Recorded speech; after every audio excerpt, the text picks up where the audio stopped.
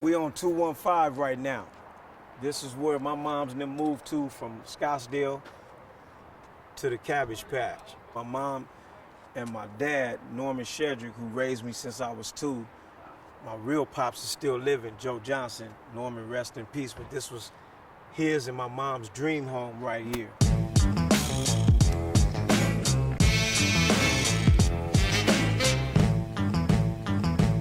Mom's came in 74. Okay. Yeah, it had to be 74. I used to park my 64 Chevy right here in this driveway right here. And the Sweets family used to live around the corner. And the White family, these was black families, lived right here. And the Jones family lived right there. And 215, you could also look straight down and you see it's a park right there, but that used to be the fields. That used to be the cabbage fields. And I would walk to patrol the hood or jump on a beach cruiser and walk to the other side, you know, hit Carson Street, go on to Kara Street, kick it with Terry Henderson, or go around the corner, hit 220th Street and kick it with homies that was over that way, you know. And we used to play football on this street though. The homies that lived on this street, we played football, we played flag, sometimes we'd tackle you. We played all kind of sports right here on this block right here. There's a lot of things I went through in life where I couldn't even associate, like let people know my sister were my sisters at Banning High School, you know, because it was a different world. Moms were like, don't even acknowledge us at a football game. Because that's when, you know, I was out there, we was game banging, you know, and we was out there to put work in and make our name strong. But you know what? I look back on all that foolishness and I regret a lot of it. There's a lot of things I won't talk about that I regret, but I thank God for salvation. I thank God this is where basically I got an understanding of the spiritual things of the Creator.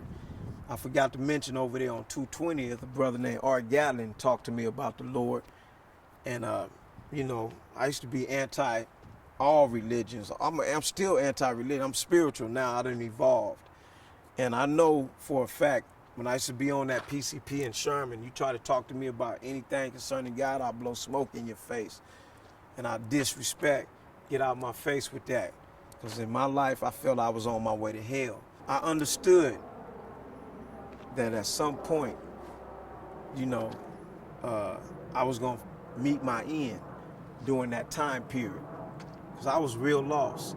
And by the grace of the Most High, I got saved, what they call salvation, filled with the Holy Spirit at the age of 20. You know, and for like maybe 2-3 years, I went to church.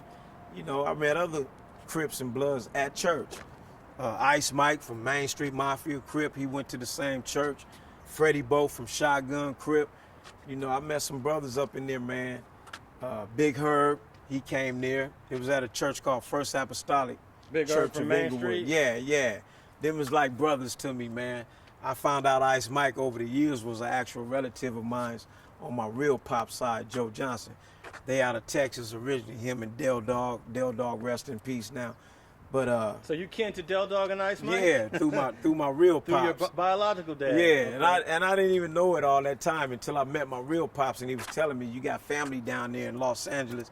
I hate that you in that gang banging shit. And my real pops was in Vietnam and he's out of Houston, the 3rd Ward. So he wasn't no joke.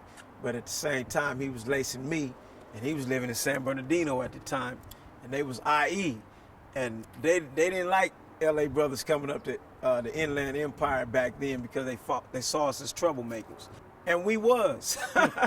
You can guarantee when we show up somewhere, we was finna turn the party out.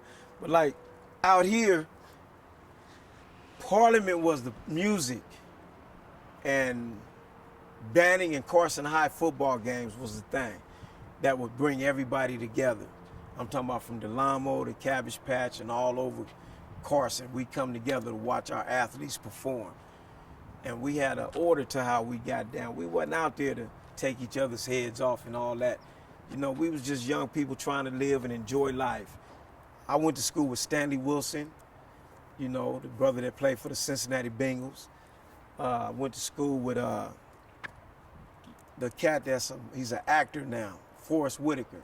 Me and him was in drama class together. Forrest Whitaker's from Carson? Yeah, he lived in Stevenson Village. That's a small world, huh? So, and Ken Norton's son, Ken Norton Jr. lived in Stevenson Village. He played football with San Francisco 49ers, Right. So, Carson got a lot of history. Big Bob Whitfield, he went down there and established Patchworks Records. Then I think he sold that.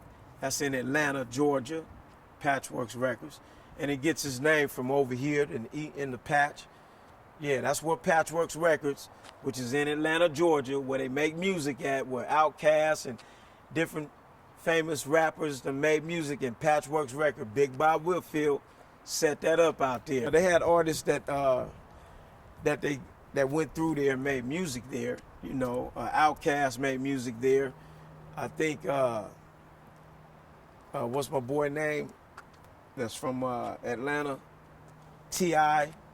He might have made music there, As far as them putting out an artist, I don't know. But it was a studio for any rapper to come to Patchworks Records, which is still established, to make their music. It's like it's $1 million outfit. Now let me ask you this. The last time I saw you, you was at Gonzalez Park at a peace, what they call it, a peace ride that, that Minister Tony Muhammad was leading. Yes, sir. How'd you get involved in that?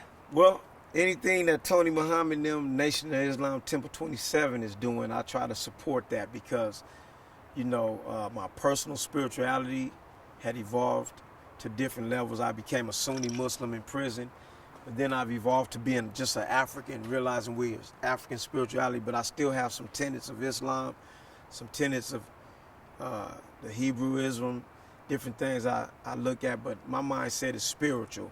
I don't want to be locked into one religion because I recognize the Arabs, they also had enslaved our people using religion to enslave them over in Africa. I myself consider myself a West African because my grandmother, her grandmother came from West Africa at 14. And we called her Grandma Susan, but her grandmother was actually kidnapped at 14 years old and brought on an illegal outlawed slave ship back to America. So I could trace my roots on my grandmother's side, my mother's mother, to West Africa. And that's about it on that tip. So I claim to be a West African who happens to be in America, born and raised over here. And, we got a culturally different get down. I like low riding music, soul music, all that. But I also like my African cultural roots.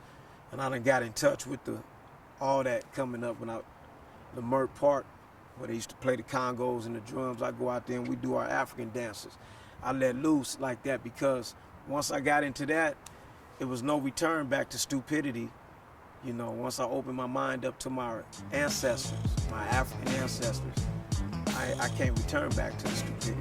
Thanks for watching StreetTV.net. If you're not subscribed, please hit that button below and click the bell to receive alerts and notifications. Like and comment below to give us your feedback, and be sure to watch the 2 related videos to the right. If you want to support this platform or follow us on social media, visit the links in the description and listen to our weekly podcast, The Gangster Chronicles, every Thursday. And thanks for watching StreetTV.net.